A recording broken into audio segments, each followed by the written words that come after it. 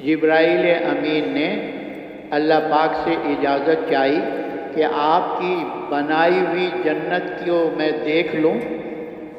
اللہ پاک نے اجازت مرحمت فرما دی اور جبرائیل امین اپنے 100 پروں کے ساتھ، کتنے پروں کے ساتھ؟ اور ایک روایت میں آتا ہے 600 پر ہے۔ اب ان کی رفتار آپ دیکھ لیں، 100 یا 600 پروں سے جنت کی سیر کے لیے آئے ہیں۔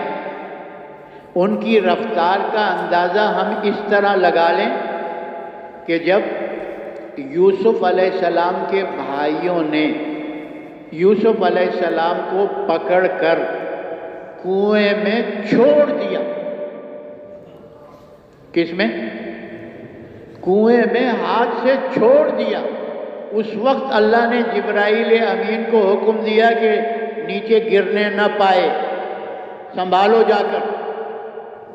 وہ کس تیزی سے آئے اور اپنے پر کے کنارے پر لے کر ایک جگہ پر بٹھا دیا۔ اب بتاؤ، ہاں، سدرۃ المنتہا عرش سے نیچے کی جگہ ہے جہاں جبرائیل امین پہنچتے ہیں، 7 آسمان سے اوپر۔ اور کتنے ہزار کا سفر میں نے بتایا آپ کو؟ 7000۔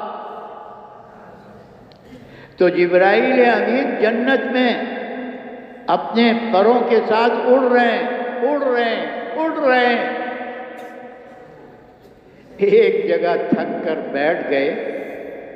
فرشتوں میں تو تھکاوٹ نہیں ہے، اس لیے کہ وہ نوری مخلوق ہے، لیکن انہوں نے سوچا کہ اب تو میں جنت میں بہت پھر لیا، تو ایک جگہ بیٹھ کر کہا، اللہ، میں نے تو آپ کی جنت دیکھ لی ہے۔ کیا کیا ہے؟ آپ کی جنت دیکھ لی ہے۔ تو اللہ پاک نے فرمایا، جبرائیل، جنت کے ایک کونے پر بھی تم نہیں پہنچے ہو۔ جنت کے ایک کونے پر بھی، اس کونے سے چلے ہو نا، اس کونے تک، دوسرے کونے تک بھی نہیں پہنچے ہو۔ تو اتنی بڑی جگہ پر اللہ پاک اعمال کا بدلہ دیں گے، اور ہر جنتی کے جنت میں پتہ نہیں کتنے درخت ہوں گے۔ وہ جو جب حضور صلی اللہ علیہ وسلم معراج پر تشریف لے گئے نا، تو انبیاء علیہ السلام سے ملاقاتیں ہوئیں، کسی سے دوسرے آسمان پر، کسی سے تیسرے پر، کسی سے چوتھے پر، کسی سے 5ویں پر۔ تو ابراہیم علیہ السلام سے بھی ملاقات ہوئی۔ تو ابراہیم علیہ السلام نے حضور صلی اللہ علیہ وسلم سے فرمایا، اپنی امت کو میرا سلام پہنچا دینا۔ ہم سب کہہ دیں، وعلیکم السلام یا جدنا۔ ہاں، حدیث میں آتا ہے، جب ابراہیم علیہ السلام کا یہ سلام میری امت میں سے کسی کو پہنچے تو وہ سلام کا کیا کرے؟ جواب دے دے۔ پھر فرمایا، اپنی امت کو بتانا، جنت کی زمین بڑی زرخیز ہے، زعفران، مشک اور عنبر، اور اس کے جو پودے ہیں، درخت ہیں، سبحان اللہ، الحمدللہ، لا الہ الا اللہ، واللہ اکبر، سبحان اللہ وبحمدہ، سبحان اللہ العظیم، سبحان اللہ العظیم وبحمدہ، استغفر اللہ۔ فرمائے یہ تسبیح جنت کے درخت ہیں، تو دنیا میں جتنا لگانا چاہتے ہیں اپنے جنت میں باغ لگا لیں۔ راستہ دے دو، راستہ دے دو، پہلے کنارے پر بیٹھ جانا چاہیے تھا۔ تو بڑی جگہ اللہ پاک کہتے ہیں ادنا جنتی، کتنا؟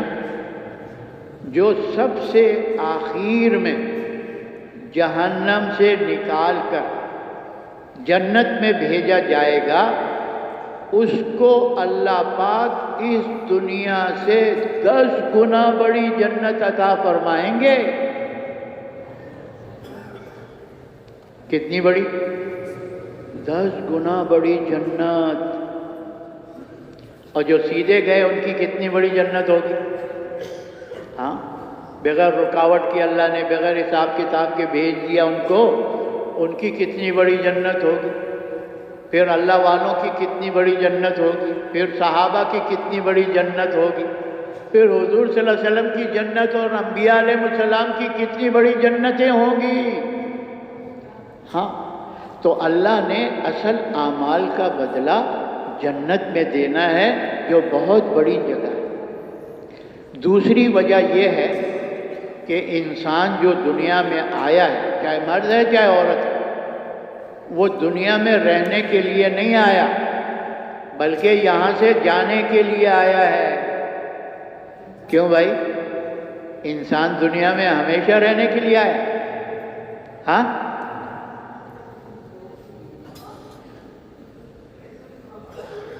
انسان کا دنیا میں آنا بعد میں ہوا ہے، جانا پہلے سے اللہ نے طے کیا ہے۔ الذی خلق الموت والحیات، ہاں، اللہ نے موت کو پہلے ذکر کیا، زندگی کو بعد میں ذکر کیا، تاکہ انسان کو پتہ چل جائے جانا ہے، مر کے جانا ہے، یہاں نہیں رہنا، یہ ٹھکانہ نہیں ہے۔ علماء اکرام فرماتے ہیں اللہ تبارک و تعالیٰ نے جو موت کو پہلے ذکر کیا اور زندگی کو بعد میں ذکر کیا، اس میں یہ نقطہ بیان کیا ہے کہ دنیا میں سب سے بڑا سچ موت ہے، اور دنیا میں سب سے بڑا جھوٹ زندگی ہے۔ ہاں، زندگی کو اللہ نے بلبلے سے تشبیہ دی ہے۔ بلبلہ اٹھتا ہے تو چلتا ہے، ہمیشہ رہتا ہے، پڑک کر کے ختم ہوتا ہے۔ اور یہ اس کو اتنا بڑا سچ کیوں بتایا کہ دنیا میں بہت سے انسان آئے اور آئیں گے جنہوں نے آخرت کا انکار کیا کہ جنت بھی نہیں ہے، دوزخ بھی نہیں ہے، قبر بھی نہیں ہے، حشر بھی نہیں ہے، قیامت کا دن بھی نہیں ہے۔ اور یہاں تک ایسے بدبخت بھی دنیا میں آئے وہ کہتے ہیں اللہ بھی نہیں ہے، نعوذ باللہ، کوئی خدا نہیں ہے، سب کچھ خود بخود۔ کیوں بھائی؟ یہ ساری کائنات خود بخود بنی ہے، اور یہ ساری کائنات خود بخود چل رہی ہے۔ بولو بولو بولو۔ کتابوں میں لکھا ہے، امام ابو حنیفہ رحمۃ اللہ علیہ کا ایک دہریے سے مناظرہ طے تھا۔ وہ اس وقت کے اور علماء سے بحث مباحثہ کر کے ان کو پیچھے دھکیل دیتا تھا۔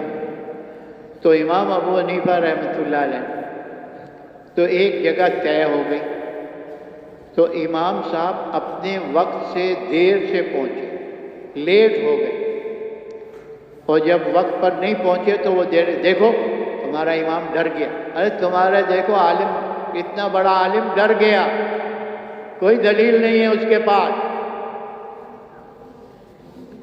اتنے میں امام ابو حنیفہ رحمۃ اللہ علیہ پہنچ گئے، اپنے تاخیر کے آنے کی معذرت بھی کی، اور پھر کہا میری تاخیر کا سبب یہ بنا کہ درمیان میں میرے اور آپ کے یہاں پہنچنے میں دریا تھا۔ کیا تھا؟ دریا تھا۔ تو جب میں آیا کوئی کشتی نہ کشتی والا موجود تھا، تو میں نے دیکھا ایک درخت ہے، وہ ٹکڑے ٹکڑے ہو کر تختے بن کر اور اس کی کشتی بنی۔ اتنے میں اس پہ سوار ہو کر دریا کو پار کر کے تیرے پاس آ گیا ہوں۔ اور زیرے نے کہا دیکھو پاگل نہیں، دیکھو پاگل نہیں، دیکھو پاگل نہیں ہے، درخت خود بخود کٹا، خود بخود تختے بنے، خود بخود کشتی بنی۔ تو امام صاحب نے فرمایا یہی تو ہم تجھے سمجھا رہے ہیں کہ یہ ساری کائنات خود بخود نہیں ہے، اس کے بنانے والا بھی کوئی ہے۔ ہاں، اس اللہ کو مانو، اس اللہ کو مانو۔ تو دنیا میں ایسے لوگ بھی آئے، لیکن اس دنیا میں ایسا کوئی بھی نہیں آیا اور نہ قیامت تک آئے گا جو موت کا منکر ہو۔ موت کا منکر کوئی دنیا میں نہیں آیا، اس لیے فرمایا سب سے بڑا سچ ہے۔ ہاں، سب سے بڑا سچ ہے۔ تو انسان جو دنیا میں آیا ہے کس لیے آیا؟ جانے کے لیے آیا۔ تو اگر اس کے نیک اعمال کا بدلہ اللہ دنیا میں دے دے تو کسی نعمت کی شکل میں ہی ہوگا نا۔ یہ جو انسان اعمال کر رہا ہے، یہ اعمال ہر ایک کے ساتھ جنت میں نعمتوں کی شکل میں ہوں گے۔ نماز نعمت کی شکل میں، روزہ نعمت کی شکل میں، زکوٰۃ نعمت کی شکل میں، حج نعمت کی شکل میں، ماں باپ کی خدمت کی وہ نعمت کی شکل میں، لوگوں کے ساتھ ہمدردی خیرخواہی کی نعمت کی شکل میں۔ جو حکم پورا کیا وہ حکم جنت میں نعمت کی شکل میں جنتی کے ساتھ ہوں گے۔ تو اگر عمل کا بدلہ اللہ دنیا میں دے دے تو کسی نعمت کی شکل میں ہی ہوگا۔ اب انسان جو آیا ہے دنیا میں، بتاؤ جب یہ قبر میں جائے گا تو اس کے ساتھ دنیا کی کوئی چیز جائے گی؟ بولو بولو۔ جیسے ماں کے پیٹ سے خالی ہاتھ آیا تھا، ایسے ہی قبر کے پیٹ میں خالی ہاتھ پہنچے گا۔ کیوں بھائی؟ دنیا کی کوئی چیز جائے گی؟ جب غسل دیتے ہیں نا تو غسل دینے والے کہتے ہیں اچھی طرح پانی میں نیم کے پتے ڈالو اور فلانی چیز ڈالو اور یہ کرو، شیمپو صابن یہ وہ۔ کیوں؟ کہ اس کے بدن پر جو دنیا کی میل بھی لگی ہوئی ہے نا، وہ میل بھی اس کے ساتھ قبر میں نہ جائے۔ ہاں، تو باقی چیزیں تو پیچھے رہ گئی۔ تو یہ مر کر قبر میں جائے گا، عمل کا بدلہ دنیا میں رہ جائے گا۔ تو اللہ پاک نے ایسی جگہ دینا ہے عمل کا بدلہ جہاں انسان نے ہمیشہ رہنا ہے۔ کہاں رہنا ہے بھائی؟ بولو کہاں رہنا ہے؟ جنت۔ ہاں، جنت۔ یہ جو انسان اعمال کر رہا ہے نا، فرماتے ہیں پہلے نیک انسان کی، چاہے مرد ہے چاہے عورت ہے، اللہ اس کی پہلے جنت بناتے ہیں۔ کیا بناتے ہیں؟ جب وہ جنت بن جاتی ہے تو اللہ اس کی پلسرات کی زندگی بناتے ہیں۔ جو 1500 سال کا راستہ ہے، ہر انسان کو اس پر سے گزرنا پڑے گا۔ کیسے؟ جب وہ بھی بن جاتی ہے پھر اللہ اس کا عکس جنت کا اس کے حشر کے میدان پہ ڈالتے ہیں۔ قیامت کا دن اس کا بن جاتا ہے کہ قیامت میں اس کے لیے عرش کا سایہ، نور کا منبر، مشک اور عنبر کے ٹیلوں پر سیر۔ ہاں، قیامت میں اس کے لیے جو اعلان ہوگا کہ فلاں کا بیٹا فلاں کامیاب ہو گیا، فلاں کی بیٹی فلاں کامیاب ہو گئی، ساری مخلوق اس اعلان کو سنے گی۔ بتاؤ کتنی بڑی عزت ہوگی؟ ہوگی کہ نہیں ہوگی؟ بولو۔ یہاں چند آدمیوں کے سامنے نعرہ لگ جاتا ہے زندہ باد زندہ باد، آدمی پھولے نہیں سماتا، ہاں میں زندہ باد ہوں۔ ہاں، وہاں ساری مخلوق کے سامنے اعلان ہوگا فلاں کا بیٹا فلاں، فلاں کی بیٹی فلاں آج کامیاب ہو گئے۔ اب وہ اپنی کتاب کو دکھاتا پھرے گا جو دائیں ہاتھ میں ملا ہوا ہوگا۔ ہاں، کہے گا یہ پڑھ لو، اللہ نے جنت کا ٹکٹ مجھے دے دیا، جنت کا۔ تو اللہ قیامت کے دن کی زندگی کو بنا دیتے، پھر اللہ اس کا عکس قبر پر ڈالتے ہیں، قبر کی زندگی بن جاتی ہے۔ حضور صلی اللہ علیہ وسلم نے فرمایا قبر کو مٹی کا ڈھیر نہ سمجھنا، یہ جنت کے باغوں میں سے باغ ہے۔ کیا ہے؟ قبر کی زندگی بن گئی، جنت کا بسترا بچھ گیا، جنت کی کھڑکی کھل گئی، خوشبوئیں ہوائیں آ رہی ہیں، اور کہا جا رہا ہے ایسے سو جا جیسے پہلے رات کی دلہن سوتی، کہ اس دلہن کا جو محبوب اس کا خاوند ہے اس کے علاوہ اس کو کوئی نہیں جگاتا۔ کہتے ہیں ایسی اس بندے کا جو محبوب ہے وہ اللہ ہے، قیامت کے دن اس کو قبر سے اٹھائے، قبر بن گئی۔ پھر اللہ تبارک و تعالی موت کے منظر کو بنا دیتے ہیں اس نیک انسان کی روح کو لینے کے لیے۔ 500 فرشتوں کی جماعت آتی ہے اور ان کے ہاتھوں میں جنت کے پھولوں کے گلدستے ہوتے ہیں، اور وہ اس دنیا سے جانے والے کو جنت کی نعمتوں کی خوشخبری سناتے ہیں۔ اللہ نے تیرے لیے یہ بنایا، تیرے لیے یہ بنایا، تیرے لیے یہ بنایا۔ اور جب یہ خوشخبریاں موت کے وقت اس کو سنائی دیتی ہیں تو جو جسم میں روح ہے وہ بے چین اور بے قرار ہو کر اس جسم کے پنجرے سے نکلنے کے لیے تڑپ اٹھتی ہے کہ جلدی سے نکلوں اس پنجرے سے۔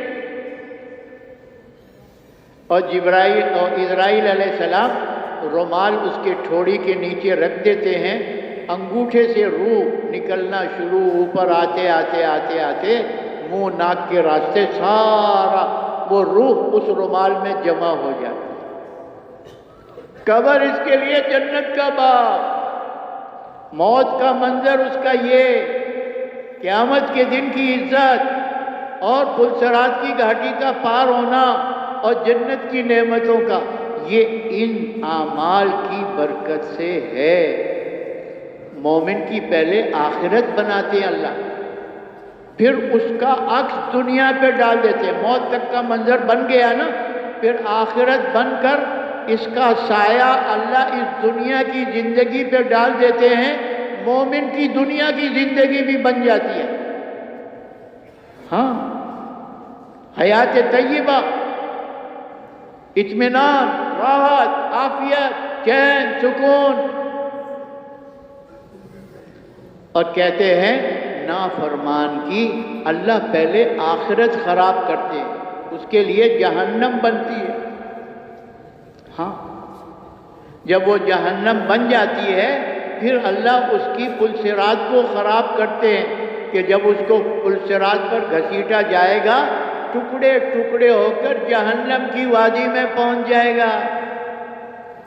جب جہنم اور پلسرات بگڑ گیا تو اللہ قیامت کا منظر اس کا خراب کر دیں گے، اور جب اس کے بارے میں اعلان ہوگا ارے فلاں کا بیٹا فلاں آج ناکام ہو گیا، فلاں کی بیٹی فلاں ناکام ہو گئی، بتاؤ ساری مخلوق کے سامنے مرد آباد کا نعرہ لگ جائے کتنی ذلت اور کتنی شرمندگی ہوگی۔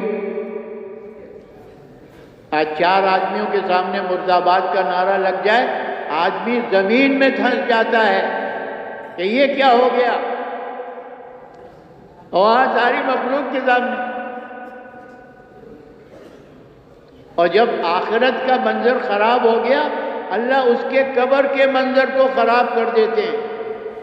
جیسے حضور نے فرمایا کہ قبر کو مٹی کا ڈھیر نہ سمجھو، یہ جنت کے باغوں میں سے باغ ہے یا جہنم کے گڑھوں میں سے گڑھا ہے۔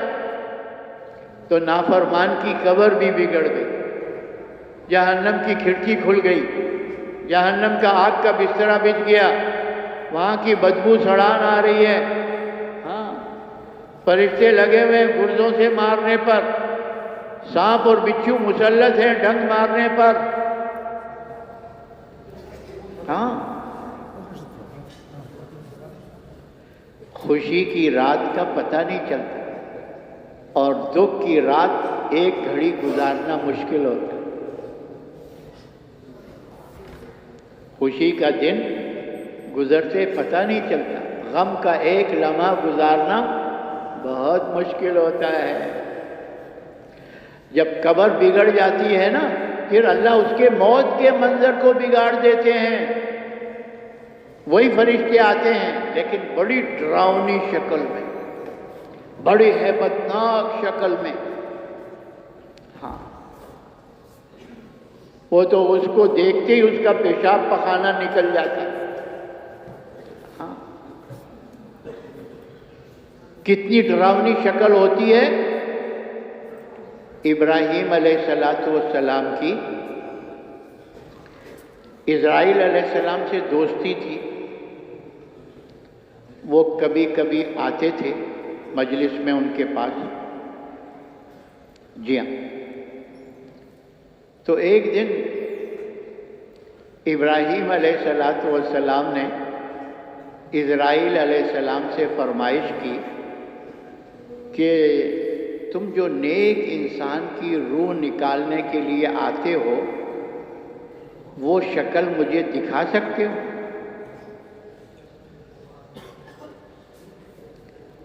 ابراہیم تو خلیل اللہ تھے نا بھائی. کون تھے؟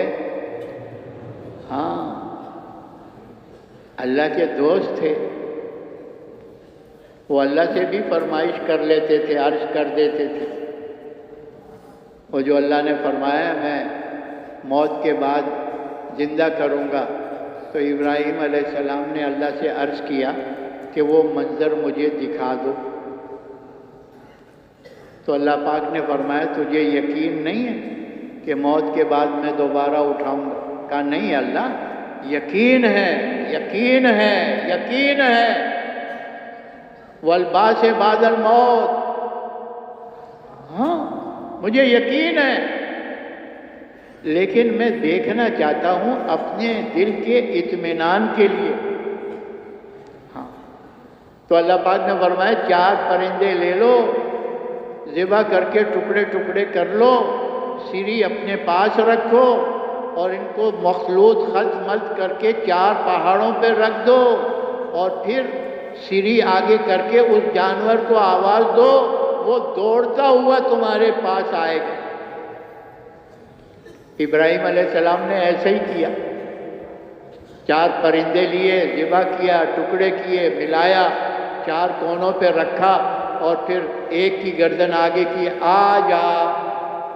جہاں جہاں وہ تھے اس کے سب اڑ کر ایک جسم کے ساتھ جڑ کر اور آ کر اپنی سر کے ساتھ لگ کر پھر کر کے اڑ گیا. تو زندہ کرنے والا کون؟ اللہ ہے. تو ایسے ہی ناز میں اسرائیل علیہ السلام سے کہ تو نیک انسان کی روح کیسے نکالتا ہے، وہ صورت مجھے دکھا. تو اسرائیل علیہ السلام نے کہا چہرہ اس طرف کرو. انہوں نے چہرہ اس طرف کیا اور پھر آواز دی کہ میری طرف دیکھو. انہوں نے پھر کر اسرائیل علیہ السلام کو دیکھا. او سبحان اللہ، بڑی حسین و جمیل صورت تھی. ان کی آنکھیں ٹھنڈی ہو گئی، دل ٹھنڈا ہو گیا، خوش ہو گئے دیکھ کر.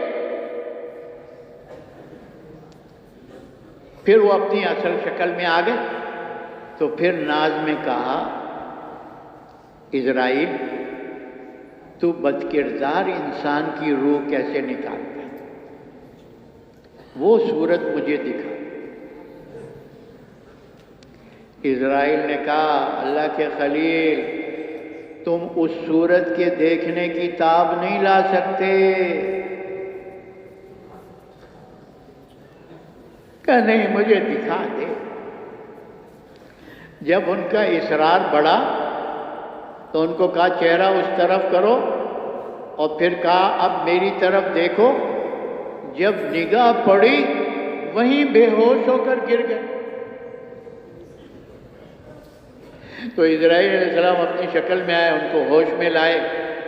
تو ابراہیم علیہ السلام نے اس موقع پہ فرمایا، اسرائیل، اس نیک انسان کو اس کے نیک عمل کا اور کوئی بدلہ نہ دیا جائے، صرف تیرا چہرہ دیکھ لے، یہی اس کی نیکیوں کا بدلہ ہو جائے۔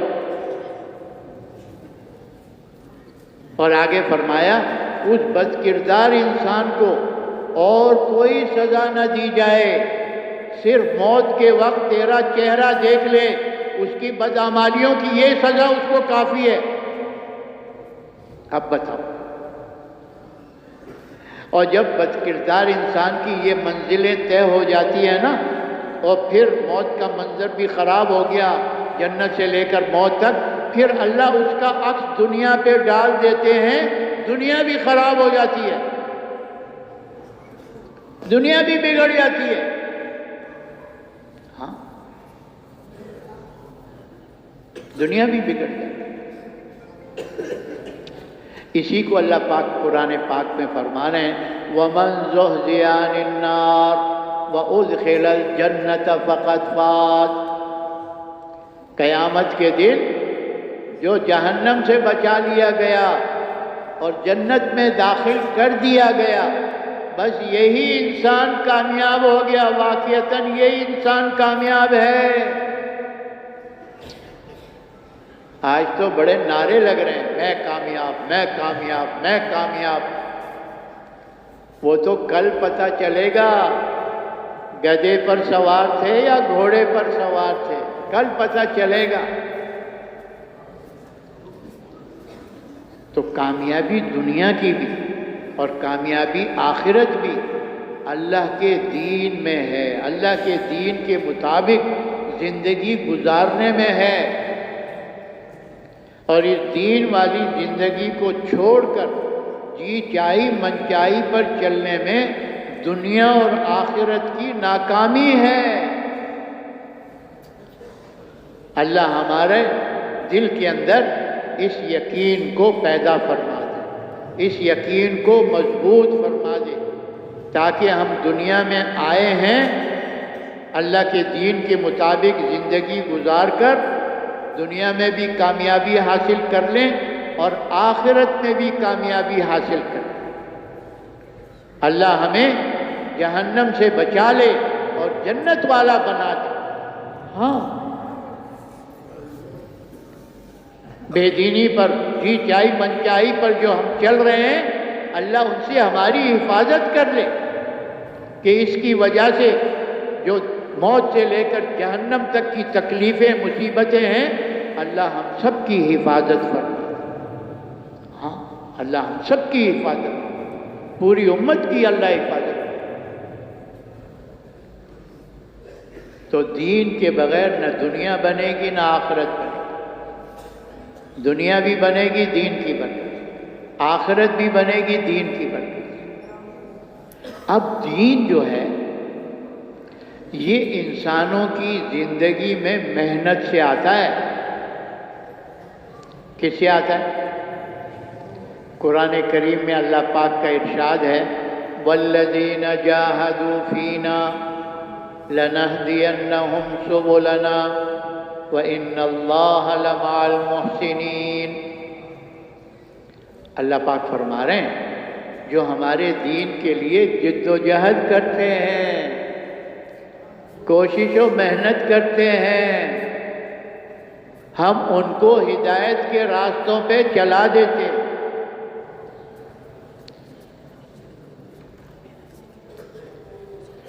گھر بیٹھے نہیں، اپنے دنیا کے کاروباروں میں نہیں، جو ہمارے دین کے لیے کوشش و محنت کرتے ہیں، جد و جہد کرتے ہیں، ان کو ہدایت کے راستوں پہ چلا دیتا ہوں۔ کیا مطلب؟ دین پر چلنے کے لیے ہدایت کے نور کی ضرورت ہے۔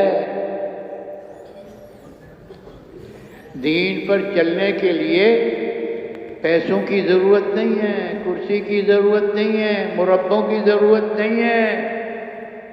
ہاں، ہدایت کے نور کی ضرورت ہے۔ جب اللہ جس دل میں ہدایت کا نور ڈالتا ہے نا، اس سینے کو اسلام پر چلنے کے لیے کھول دیتا ہے۔ وَيَشْرَحْ صَدْرَهُ لِلْإِسْلَامِ، جسے اللہ ہدایت کا نور دیتے ہیں اسے اللہ پاک شرح صدر بھی فرما دیتے ہیں۔ کیا مطلب؟ جیسے سیدھے راستے پہ چلنا آسان ہوتا ہے، اللہ اس بندے اور بندی کے لیے دین پہ چلنا آسان کر دیتے ہیں۔ پھولوں پہ چلنا مشکل ہے، بولو، ریشم پہ چلنا مشکل ہے، سیدھے راستے پہ چلنا مشکل ہے۔ تو جب دل میں ہدایت کا نور آتا ہے پھر دین پہ چلنا ایسے اللہ آسان کر دیتا ہے۔ پھر نماز مشکل نہیں لگتی، روزہ مشکل نہیں لگتا، زکوٰۃ دینا مشکل نہیں معلوم ہوتا، حج کرنا مشکل معلوم نہیں ہوتا، باقی احکامات، معاملات، معاشرت اور قضا کے اعتبار سے ان کو پورا کرنا مشکل معلوم نہیں ہوتا۔ اور جب دل کے اندر ہدایت کا نور نہ ہو، اس انسان کو دین پہ چلنا اتنا مشکل معلوم ہوتا ہے، اتنا مشکل سمجھتا ہے جیسے آسمان پہ چڑھنا مشکل سمجھتا ہے۔ کیا کہتا ہے؟ بھلا آسمان پر بھی کوئی چڑھ سکتا ہے؟ یعنی ناممکنات میں سے خیال کرتا ہے۔ کیوں؟ کہ کفر اور شرک کی وجہ سے اللہ سینے کو تنگ کر دیتے۔ اگر کلمہ تو پڑھ لیا لیکن فسق و فجور، گناہوں میں لگ گیا، وہ ایمان کی ہدایت کی جو چنگاری تھی، بنیاد تھی، وہ ان گناہوں کی راکھوں میں دب گئی۔ ایسے مسلمان کو بھی دین پہ چلنا اتنا مشکل معلوم ہوتا ہے جیسے آسمان پہ چڑھنا مشکل۔ کلمہ پڑھتا ہے، نماز کیوں نہیں پڑھتا؟ روزہ کیوں نہیں رکھتا؟ حج کیوں نہیں کرتا؟ زکوٰۃ کیوں نہیں دیتا؟ معاملات میں صحیح کیوں نہیں چلتا؟ معاشرے میں صحیح زندگی کیوں نہیں گزارتا؟ عدل و انصاف کیوں نہیں کرتا؟ ارے وہ ایمان کی جو چنگاری کلمے کی برکت سے دل میں لگی تھی، وہ راکھ میں گناہوں کی راکھ میں دب گئی ہے۔ ہاں، اس لیے انسان جو ہے وہ دین پہ چلنا مشکل سمجھتا ہے، جبکہ اللہ تبارک و تعالیٰ نے ہر انسان کو فطرت اسلام پر پیدا کیا ہے۔ کل مولود یولد علی فطرت الاسلام، ہر جو بچہ پیدا ہو رہا ہے وہ اسلام کی فطرت پر پیدا ہو رہا ہے۔ فطرت کیا کہتے ہیں؟ گھٹی، گھٹی۔ اللہ نے اسلام کو انسان کی گھٹی میں رکھا ہے۔ ابواؤ یحودانی وینصرانی ویمجسانی، وہ جو ماحول ماں باپ کا ملا تھا، اس ماحول میں اس کی پرورش ہوئی، اللہ کو صحیح نہیں پہچانا، اللہ کے صحیح احکامات پر نہیں چلا، اب وہ جو ہے دین پہ چلنا اس کو اس ماحول کی وجہ سے مشکل لگ رہا ہے، جیسے آسمان پہ چڑھنا۔ ہاں، جبکہ اسلام ہر انسان کی گھٹی میں رکھا۔ گھٹی ہے، بچپن میں جو کھلاتے ہیں نا اس کو کہتے ہیں گھٹی۔ وہ کہتے ہیں نا اس کو گھٹی دے دو، بزرگوں کو کہتے ہیں کھجور کھا کے گھٹی لگا دو، گھٹی۔ لیکن مشکل معلوم ہو رہا ہے۔ تو ہدایت کا جو نور ہے نا، دیکھو انسان کی دنیا میں سب سے اہم ضرورت اور سب سے پہلی ضرورت ہدایت کے نور کو حاصل کرنا ہے۔ ہاں، اللہ نے ہر انسان کے ساتھ ضرورتیں لگائی ہیں، کھانے کی، پینے کی، پہننے کی، مکان کی، سواری کی، شادی کی، یہ ہر انسان کے ساتھ لگی ہوئی ہیں۔ لیکن ان میں جو سب سے ضروری ہے نا، وہ ہدایت کے نور کو حاصل کرنا ہے۔ کھانوں سے بھی زیادہ ضروری ہے، لباس سے بھی زیادہ ضروری ہے، مکان سے بھی زیادہ ضروری ہے، سواری سے بھی زیادہ ضروری ہے، شادی سے بھی زیادہ ضروری ہے۔ کیوں؟ کہ اگر یہ باقی ضرورتیں انسان کی پوری نہ ہوئی تو زیادہ سے زیادہ انسان کو کیا نقصان ہوگا؟ مر جائے گا۔ بھائی بھوک پیاس آ گئی، کھانے کے لیے پینے کے لیے نہیں تھا، مر گیا۔ کپڑے نہیں تھے، مکان نہیں تھا، سردی گرمی لگ گئی، مر گیا۔ لیکن اس کی وجہ سے جہنم میں نہیں جائے گا، اس کی وجہ سے بولو بولو بولو جہنم میں نہیں جائے گا۔ لیکن اگر ہدایت کے لیے بغیر، ہدایت کے ملے بغیر یہ دنیا سے چلا گیا تو سیدھا کدھر جائے گا؟ سیدھا جہنم میں جائے گا۔ ہاں، تو انسان کی دنیا میں سب سے بڑی ضرورت، سب سے اہم ضرورت ہدایت کے نور کو حاصل کرنا ہے۔ آج ہم دیکھ لیں کہ ہر انسان اس میں لگا ہوا ہے یا باقی فانی ضرورتوں میں لگا ہوا ہے۔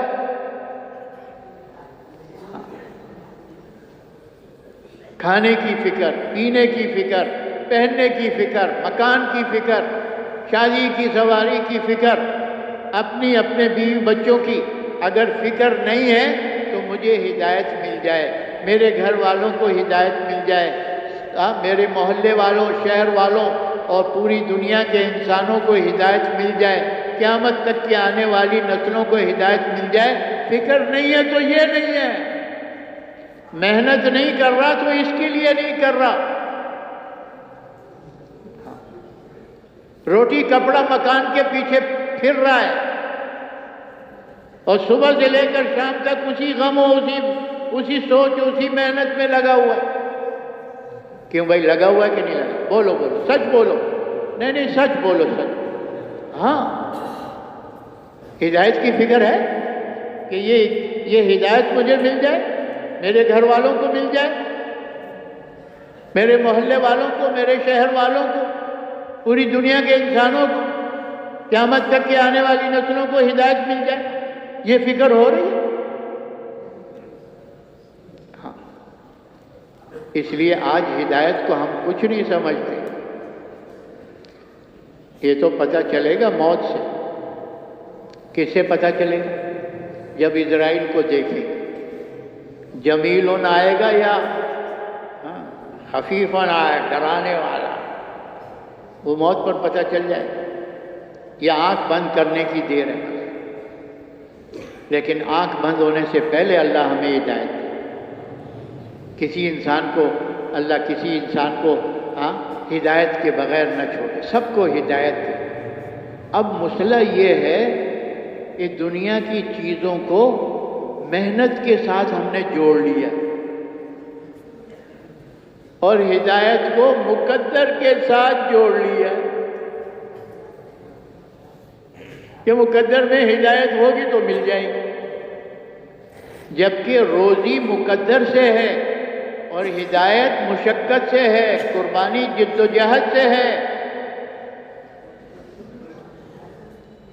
وہ تو انسان کی روزی جو ہے، روزی میں سب کچھ آ گیا، کھانا پینا بھی آ گیا، لباس بھی آ گیا، مکان بھی آ گیا، سواری بھی آ گئی، شادی بھی آ گئی، ساری روزی میں لکھی ہے۔ کیسے ہر انسان کی روزی جو ہے، انسان کو بنانے سے پہلے اللہ نے 50,000 سال پہلے اس کے مقدر میں لکھ دیے ہیں، کتنا کھائے گا، کتنا پہنے گا، کہاں تک پہنچے گا، کتنا، یہ سب لکھا ہوا ہے۔ وہ جو اللہ نے قلم کو بنایا اور لوح کو پھیلایا اور پھر قلم سے کہا اکتب، لکھو، قلم نے عرض کیا کیا لکھوں؟ کہ جو کچھ پہلے ہو چکا، جو کچھ بعد میں ہونے والا سب لکھ دو۔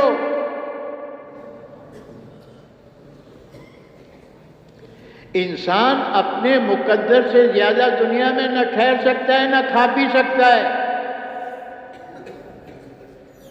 کہتے ہیں موت کا فرشتہ جب آتا ہے نا تو وہ انسان کو بتاتا ہے اب پوری دنیا میں دیکھ لیا، تیرے مقدر کا ایک دانہ نہیں ہے، تیرے مقدر کا ایک قطرہ پانی نہیں ہے، اب کوچ کرو اس دنیا سے عالم برزخ کی طرف، آخرت کی طرف۔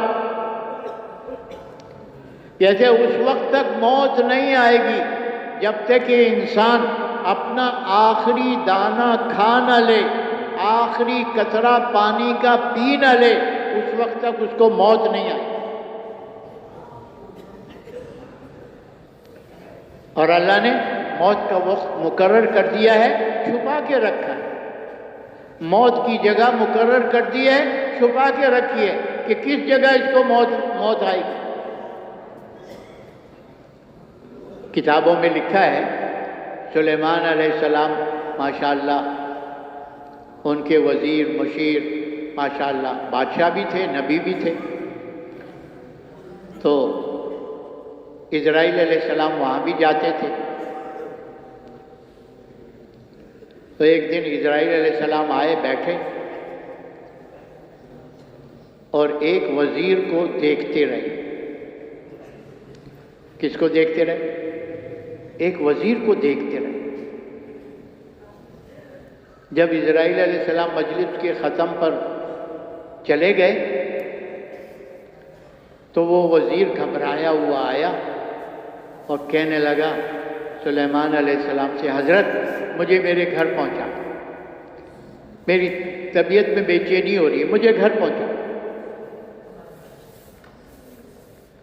تو سلیمان علیہ السلام کے تابع تو ہوا تھی، ہوا کو حکم دیا پہنچاؤ اس کو۔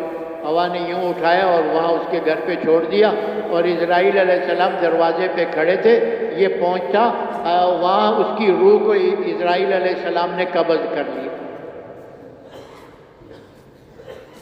اس کی روح کو قبض کر لیا۔ کسی اور موقع پر آئے تو سلیمان علیہ السلام نے پوچھا کہ تم جو میرے اس وزیر کو تکتے رہے کیا بات تھی؟ تو اسرائیل علیہ السلام نے کہا اللہ نے مجھے بتایا تھا اس وقت میں اس جگہ پر اس کی روح کو قبض کرنا ہے، اور وہ جگہ یہاں سے کئی مسافت دور ہے۔ میں حیران تھا کہ یہاں کیسے اس کی روح قبض کروں گا، جگہ تو وہ ہے۔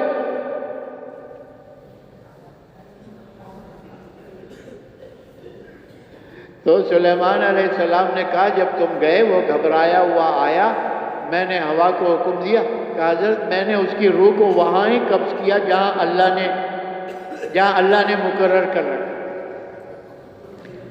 تو دنیا مقدر کے ساتھ ہے، لیکن اس کو ہم نے مشقت کے ساتھ جوڑ لیا۔ آج بیٹے کی نوکری کے لیے وزیروں مشیروں کے پیچھے مارے پھر رہا ہے، کیا کہہ رہا ہے؟ بھائی میرے بیٹے کو نوکری دلا دو، میرے بیٹے کو کاروبار کروا دو، میرے بیٹے کو یہ کر دو۔ اور وہی بیٹا نہ نماز نہ روزہ، نہ اللہ کے حکم کو پورا کر رہا ہے، نہ نبی کی سنت پر چل رہا ہے، اور لوگ کہہ رہے ہیں تجھے اس کی نوکری کا تو فکر ہے، اس کی دینداری کا فکر کیوں نہیں ہے، اس کی ہدایت کا فکر کیوں نہیں ہے؟ کہتے ہیں ہدایت اللہ دے گا۔ کون دے گا؟ اللہ ہدایت دے گا، باقی یہ میری محنت ہے، میں اس کی نوکری کا کچھ کاروبار جو چیز مقدر سے ہے اس کو ہم نے مشقت کے ساتھ جوڑ لیا، اور جو مشقت کے ساتھ ہے اس کو ہم نے مقدر کے ساتھ جوڑ لیا۔ اللہ ہدایت دے گا تو دے دے گا۔ اور یہ ایسی نعمت نہیں ہے جس کی کوئی قیمت نہ ہو، اور اللہ بغیر طلب کے کسی کے سر پر تھوپ دے۔ ہاں یہ نعمتوں میں سے سب سے بڑی نعمت ہے۔ جی ہاں، جسے ہدایت مل گئی اس کو سب کچھ مل گیا، اور جسے ہدایت نہ ملی اس کو کچھ نہ ملا. ہاں، اس لیے اس کی اہمیت کو سمجھانے کے لیے، بتانے کے لیے اس کے مانگنے کو بھی اللہ نے فرض قرار دیا کہ ہدایت مجھ سے مانگو. ویسے تو اللہ کا یہ ہے کہ ادعونی استجب لکم، تم مجھ سے مانگو میں تمہیں ہر چیز دے سکتا ہوں، میں تمہاری دعاؤں کو قبول کروں گا، مانگو مجھ سے. حضور صلی اللہ علیہ وسلم کی حدیث کا مفہوم ہے اللہ تعالیٰ سے ہر چیز مانگو، چھوٹی سے چھوٹی چیز بھی مانگو، بڑی سے بڑی چیز بھی مانگو. اگر تمہارے جوتے کا تسمہ بھی ٹوٹ جائے وہ بھی کس سے مانگو؟ اللہ سے مانگو. اور کسی چیز کا مانگنا اللہ نے فرض قرار نہیں دیا، ہدایت کا مانگنا فرض قرار دیا ہے. اس کی اہمیت کو بیان کرنے کے لیے ہم نماز پڑھتے ہیں نا. کیوں بھائی پڑھتے ہیں نا؟ ہر رکعت میں سورہ فاتحہ پڑھتے ہیں. اللہ کی حمد و ثنا کرنے کے بعد کیا مانگتے ہیں؟ اہدنا الصراط المستقیم. کیوں بھائی کیا مانگتے ہیں بھائی؟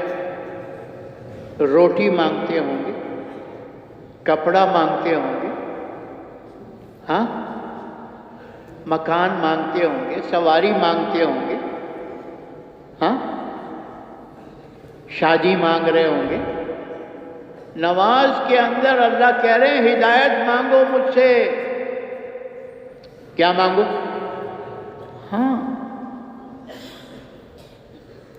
ہدایت پر جو کامیابی ملے گی نا، یہ دنیا کی کامیابی تو جھونگے میں ہوگی، جھونگے میں. دنیا کے کام تو میں تمہارے سلوٹوں میں بنا دوں گا.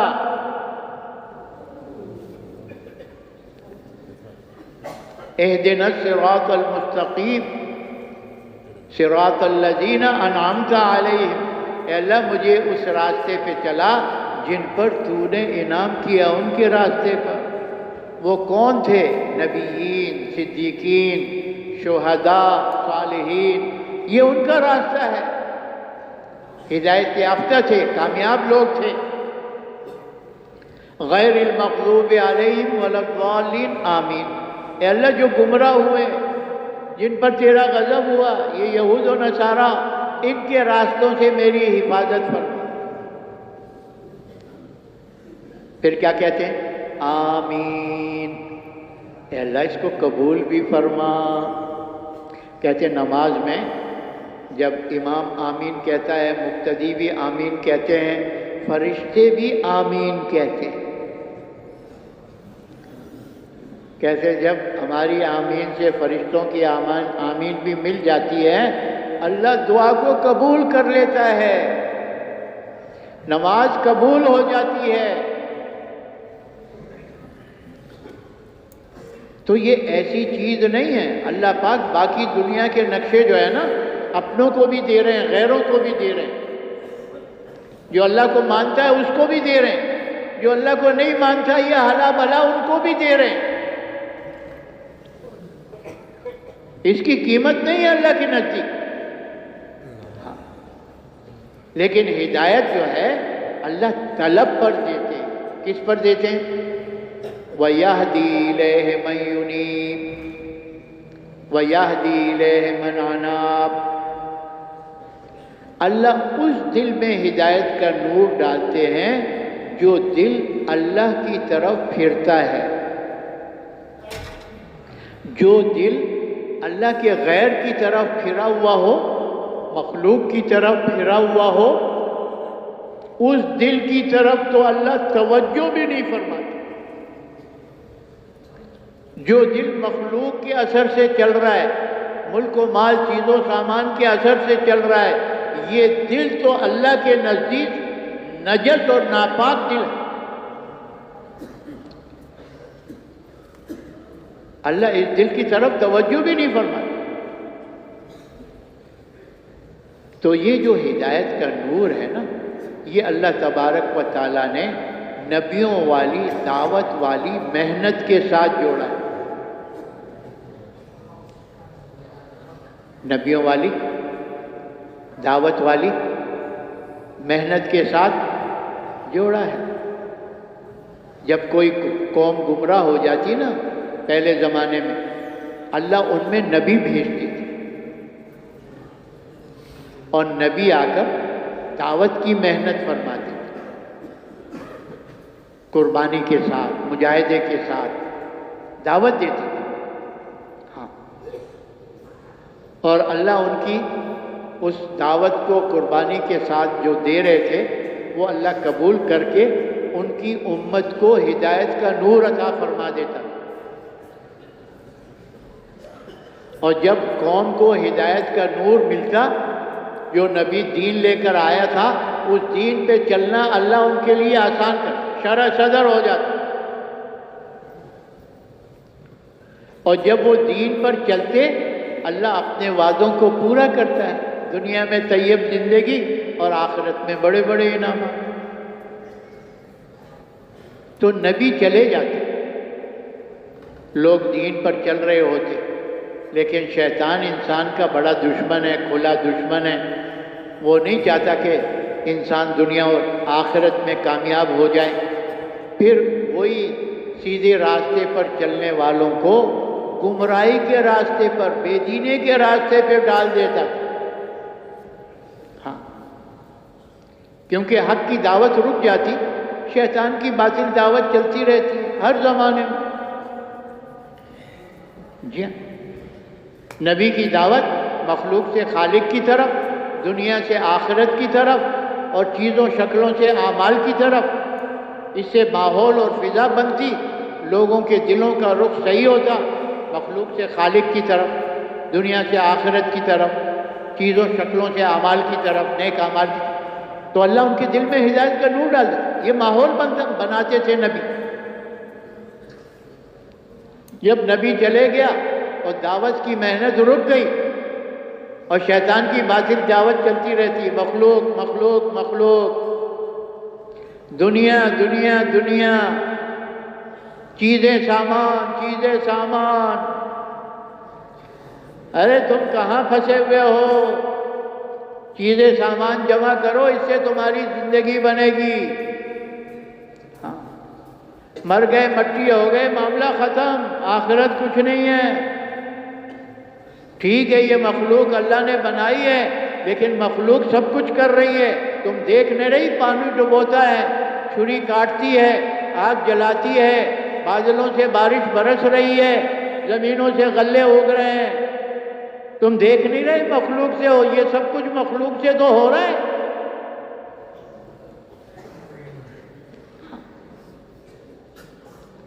تو شیطان کی جب باطل دعوت چلتی ہے نا، ماحول اور فضا خراب ہوتی ہے، پھر وہی ہدایت پر چلنے والے، صحیح راستے پر دین پر چلنے والے گمراہ ہو جاتے.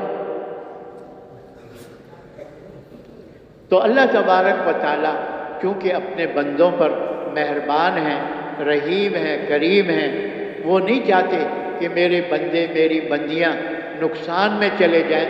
اس لیے ہر زمانے میں ہر قوم کی طرف اللہ نے نبی اور رسول بنا کر بھیجے، ہر قوم کی طرف. ہاں،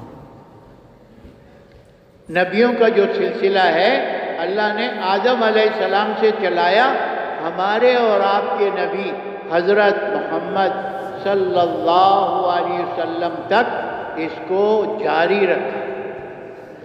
آپ صلی اللہ علیہ وسلم کو اللہ رب العزت نے خاتم النبیین بنا کر بھیجا، رحمت للعالمین بنا کر بھیجا، کافۃ للناس بشیرا و نذیرا بنا کر بھیجا.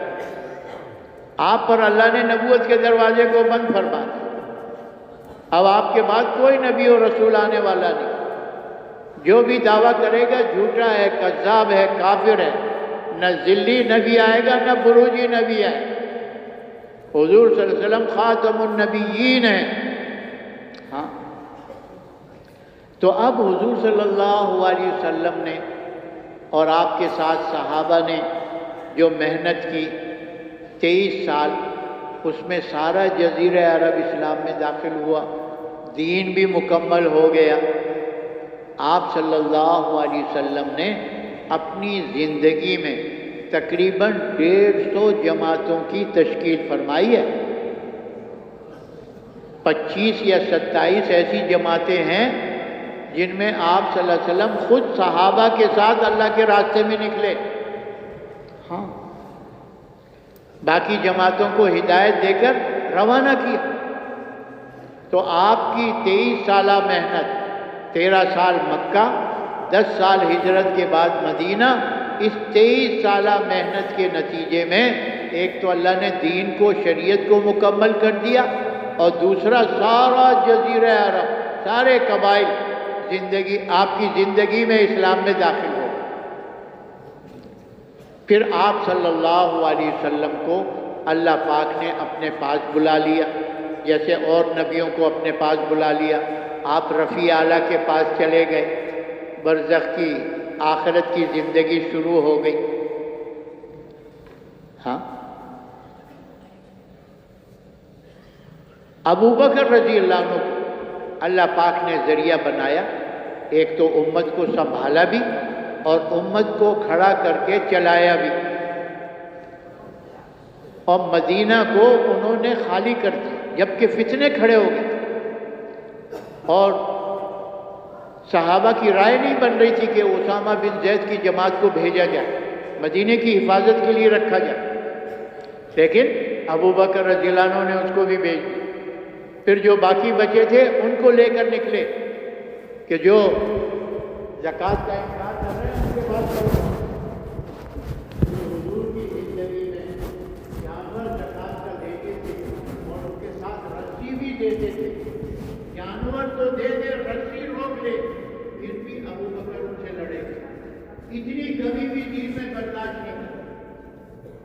تو ابو بکر رضی اللہ عنہ قدم بقدم آپ کے پیچھے ایسی محنت کی جیسے آپ کے پیچھے پیچھے چلتے رہے۔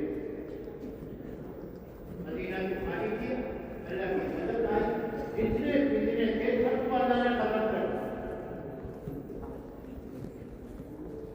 پھر ابو بکر رضی اللہ عنہ کے بعد عمر رضی اللہ عنہ نے اس جلتی ہوئی امت کو دوڑایا، مشرق سے آیا تو مغرب میں بھی